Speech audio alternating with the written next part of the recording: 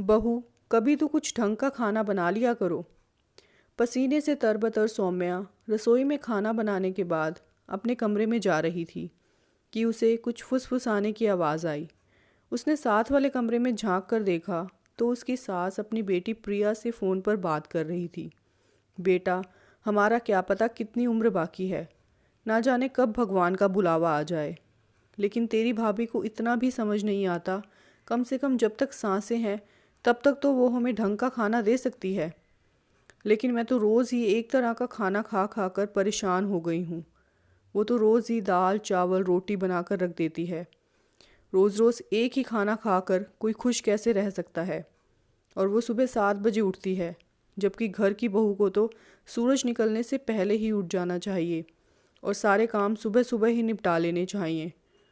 लेकिन उसे कौन समझाए, उसने तो हर काम करने के लिए मशीन रखी हुई है। कपड़े धोने के लिए अलग मशीन है, पोछा लगाने के लिए, बर्तन धोने के लिए काम वाली बाई आ जाती है। तो महारानी जी को और क्या चाहिए, सही ठाट बाट से जी रही है। सौम्या बाहर खड़ी ये सारी बातें सुन रही थी।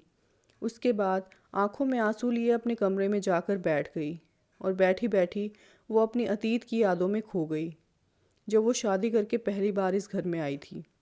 उसकी सास और ननद ने कभी उसे इस घर की बहू नहीं समझा और ना ही उसके साथ अच्छा व्यवहार किया और ना ही किसी को करने दिया। यहाँ तक कि उसके पति शशांक भी हर बात पर उसे ही सुनाते थे।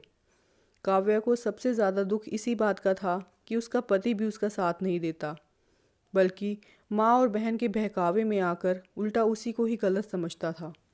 एक दिन तो उसकी सास ने हद ही कर दी, जिससे काव्या के मन को बहुत ठेस पहुंची। पहले तो सिर्फ काव्या को ही उल्टा सीधा बोलते थे, लेकिन आज उसके माता पिता के बारे में भी भला बुरा कह दिया था।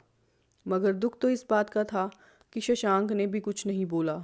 वो भी चुपचाप खड़े अपनी माँ की बातें सुन रहे थे और अब तो उसे आदत हो गई थी ताने सुनने की।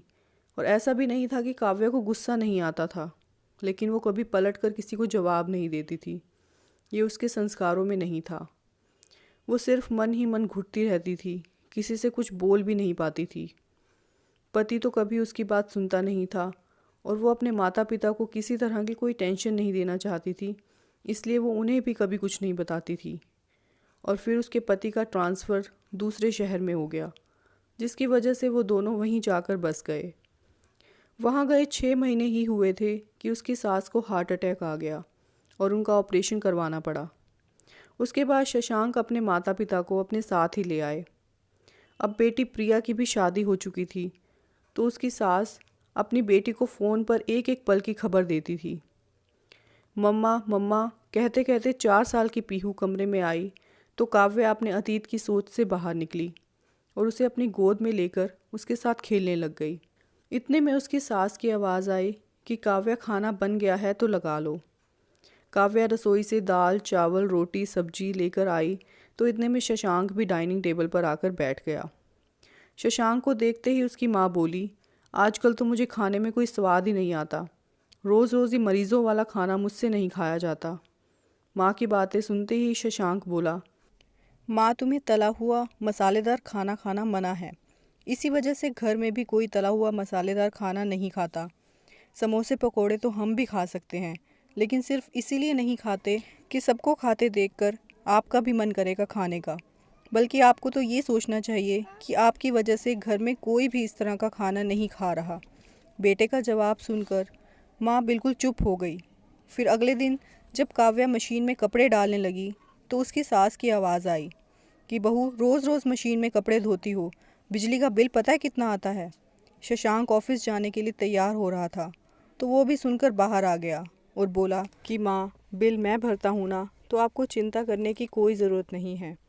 और अगर काव्या सारा दिन बर्तन और कपड़े ही धोने में लगी रहेगी तो पीहू का ध्यान कौन रखेगा और बाकी घर के काम कौन करेगा। बेटे की बात सुनकर माँ की बोलती एक बार फिर बंद हो गई। शादी के बाद ये पहली बार था जब शशांक ने काव्या का साथ दिया था, इसलिए उसके लिए ये पल यादगार था। आज पहली बार शशांक काव्या के लिए गिफ्ट में साड़ी लेकर आया था और साड़ी देते हुए बोला, मुझे माफ़ कर दो, माँ की बातों में आकर मैंने तुम्हारे साथ बहुत गलत व्यवहार किया है। कल जब मैं स्टडी रूम में बैठकर अपने ऑफिस का काम कर रहा था तो मुझे साथ के कमरे से माँ की आवाज़ आ रही थी। वो प्रिया से फ़ोन पर बात कर रही थी और जब मैं वो सुनकर बाहर आया तो मैंने तुम्हें माँ के कमरे के बाहर खड़ा देख लिया था।